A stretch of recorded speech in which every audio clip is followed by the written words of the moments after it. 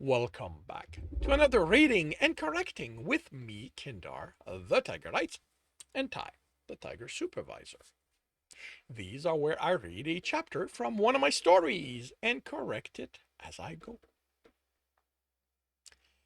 If you want to listen to these live, it's every Tuesday morning, 8 a.m. Eastern Time on Twitch, and if you want to support me, that is on my Patreon. Today we are doing chapter, oh boy, 31. Yes, this is what happens when I do these live. I'm not up to date. We are doing chapter 31 of Breaking Step. Tibs turned away from heading to the training room as he saw Brogan Roche step away from speaking with an adventurer. Tibs sensed what the man had on him, and only one item had essence woven through it. It was a disc, small enough to hold in the palm of his hand, but it had too many essence. So, but it had too many essences. But it had so many essences he couldn't identify. No, okay, no, that's why it's two. Too many essences. Okay, it had too many essences. Oh, right, too many essences he couldn't identify to hazard a guess as to how it worked. Now that he had a sense of what the item felt like, he studied the clerks and adventurers they passed as he followed Brogan. Many of them had something of a similar shape with a weave. At least one in each group he passed, and only the clerks. The item felt similar to what Brogan had, but with enough differences in the essences he couldn't identify, he wasn't sure if they served the same function. It might be easier to get one of those, but he couldn't know if it would let him see the door he was seeking. Are you lost? A clerk asked, and Tibs looked up to tell her no, only to realize he had no idea where he was in the building. The hall looked the same as every other one, but he somehow was certain he'd never been in this one before. I seem to be. Brogan was turning a corner, and Tibs didn't think he'd learn more from sensing the item. Are you looking for Tyrannia's office? The clerk asked. No, why would I be? What could he work out from what he'd seen Brogan, from how he'd seen Brogan behave? Then what are you doing this far in the building? She asked, studying him. Runners don't have a reason to be here, and you'd only have one if Tyrannia called for you. I'm trying to figure out the dimensions of the building, he replied. She chuckled. Casing the joint? No, just curious. Brogan had done nothing with the item as far as Tibs could tell. He might have activated it beforehand, but Tibs wouldn't know that unless he sensed it outside the building, where Brogan wouldn't have a reason to activate it. How about I escort you back to the entrance, then? She motioned for him to walk, and Tibs did so. As they stepped into the main hall, Tibs suddenly knew. I do that one a lot. Go no instead of new instead of no. Tibs suddenly knew where they were, as if the miasma that Genny kept on the third floor but affecting his mind, had been lifted.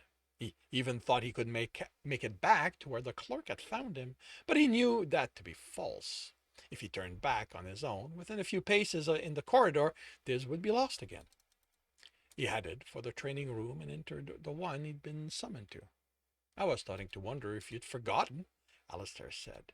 I got lost trying to figure out the size of the building. His teacher raised an eyebrow.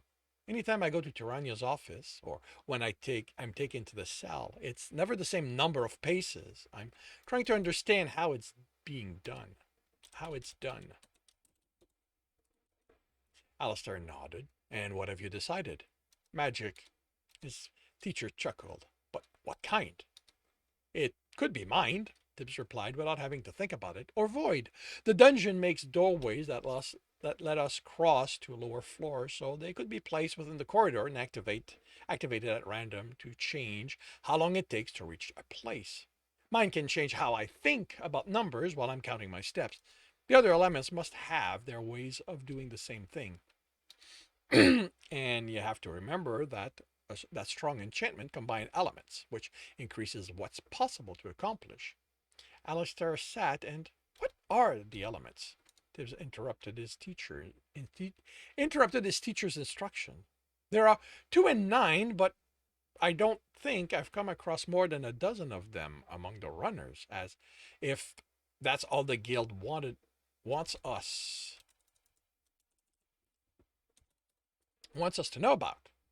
There are 24 elements. 29 is the number of letters for writing. So what are they? Why do you want to know?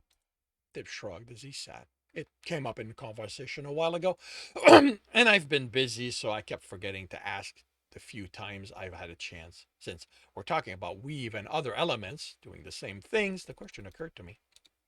Alistair considered him. Telling you about all of them isn't going to be productive at this stage, since you aren't likely to encounter them all. The dungeon uses more than just those I know about, and knowing the names of those elements isn't going to add anything to your runs. Tibs raised an eyebrow, but stayed silent. Knowing that metal protected against lightning would have been useful to know beforehand, but only if only if he'd had the time to ask questions about that element, which he rarely had these days. So Alistair could be right. Knowing all of them might not be useful right now. I will say, his teacher added, that teachers will come with their preference over which element that we believe are best for those we instruct.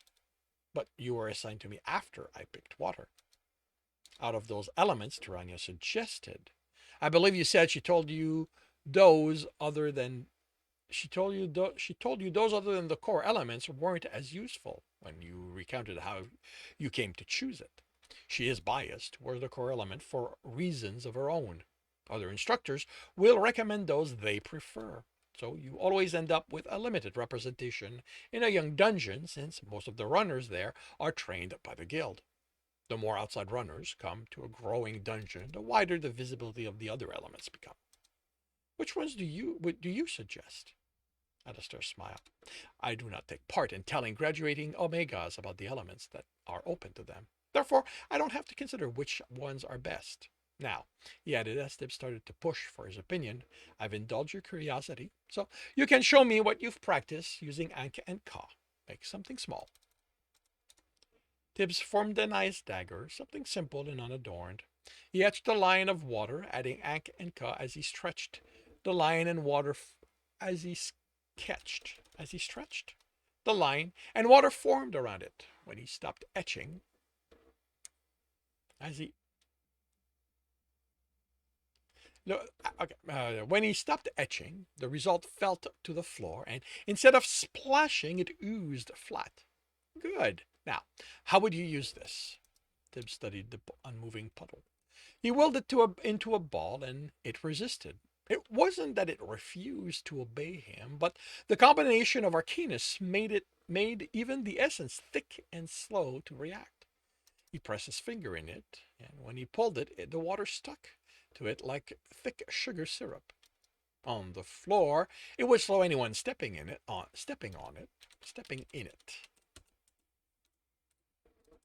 Yes. How else? Tibbs willed it to his hand, spread it, gathered it again. He turned his hand upside down and watched it stretch until a blob of it dangled from a thinning strand. I don't know. Thick water splashed over his chest, spreading over his arm and clinging there.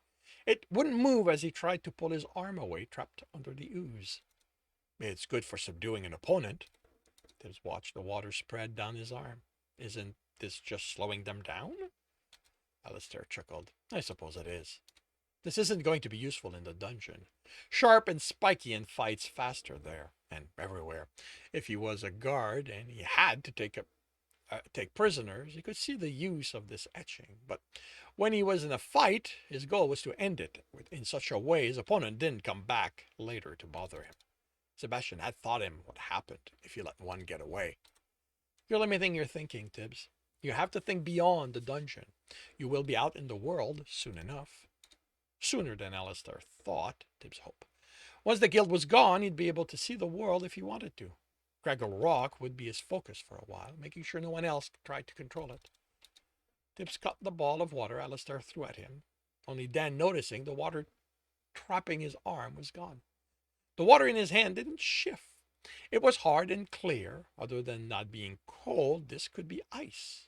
It reminded him of the ice chair Alistair had made for them in his early days. The etching wasn't as tight as he expected, and a filigree of fey was between the lines of essence. Ice is easier, Tibs commented. And if the purpose was to have a ball to throw, it's what I would have made. This is about training, adding the arcanus to your etchings to alter what it will do and moving beyond using only two of them. I'll remind you that you are the one who insisted you were ready to move on to this stage, so you should take it seriously. Tibbs nodded. Is that how you made the mist, which kept people outside from listening to us? Yes. Tibbs turned the ball in his hand, studying the placement of Fey within the filigree. The spacing was important. Just by altering that, the behavior of the etching could be changed. How does Fey make the water hard? It represents darkness, doesn't it? What the arcanus represents is an indication of its effect within an etching. After all, you aren't manipulating darkness when you trace it. When you trace it, the arcanus remains water. Then why say Fey represent darkness? Why not leave it at Fey makes the etching hard? I can't tell you why the arcanus are linked to the elements. Both have been around for as long as they have been studied, I expect. But to say Fey makes an etching hard is limiting what you can do with it. Even on its own, how Fey is arranged will change the result. It's one of the few arcanus where the effect of only one is easy to make noticeable. Tibbs formed a ball in his other hand, then added Fey in the same configuration Alistair had. If I had more Fey, will it make it harder? It's not quite that simple. Tibbs looked at his teacher over the ball. It never is. Alistair chuckled, then launched into an explanation. Tibbs followed Brogan Roche as best as he could through the following days. The man's position within the guards kept him mainly within the guild. When he stepped out, it was to relay Erdian's orders, step in when someone higher than a guard was needed to settle a dispute, and the people didn't warrant Erdian getting involved, or lead guards on important missions. Tibbs learned the man's duty through the discreet use of his coins, since Brogan hadn't had to do many of those things. When the man had stepped out of the guild building with Tibbs watching, it was to go eat at the Drunk Worm. When he went there each day, and Tibbs was able to narrow where he kept the item. It was in a pouch at his belt. The pouch with an intricate knot kept keeping anyone from easily picking it. As confident as Tibbs was in his ability to pick a pocket or a coin pouch, Brogan was a lieutenant within the guards. No, actually, adjutant. Adjutant within within the guards. Yeah, right. It's a T, not a D. Within the guards. Oh, right. The man would be attentive. He might manage to get the pouch off, but it wouldn't be long before Brogan noticed it was missing. What were the procedures if he lost this item? It was magic, so even if he didn't need it, even if it didn't need to be activated, there would be a process to render it useless once it was known it had been stolen. Tibbs would have to take it and make use of it immediately, or take it in such a way Brogan wouldn't notice, use it and return it. But that meant he didn't need to arrange it each time until he worked out how it worked and could arrange to retrieve the item, retrieve his stuff. Although he had an option most thieves didn't have, even those who had access to the best forgers. He had access to a dungeon. Another problem is shadowing of the adjutant revealed was that the man didn't leave the item when he arrived at the guild. Didn't have the item when he arrived at the guild or when he returned home. He was escorted by one of the guards who had an item like the clerks deeper into the who had an item like the guards, who had an item like the clerks, deeper into the dungeon, into the building, and the next time Brogan was in the main hall, he had his item. At the end of this day, the guard escorted him to the main hall, and the men left. He would have to arrange for Brogan to leave the guild while officially working.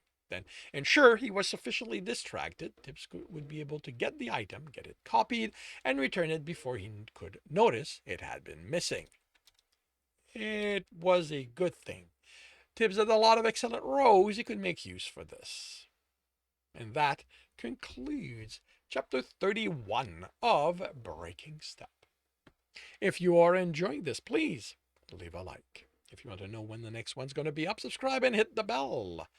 If you want to read the story, it is up for free on Royal Road. If you want to support me and read ahead of the story, my Patreon is about 20 or so chapters ahead. And if you want to listen to these live, it's every Tuesday morning, 8 a.m. Eastern Time on Twitch. The links are in the note, and with that, I shall wish you a good day.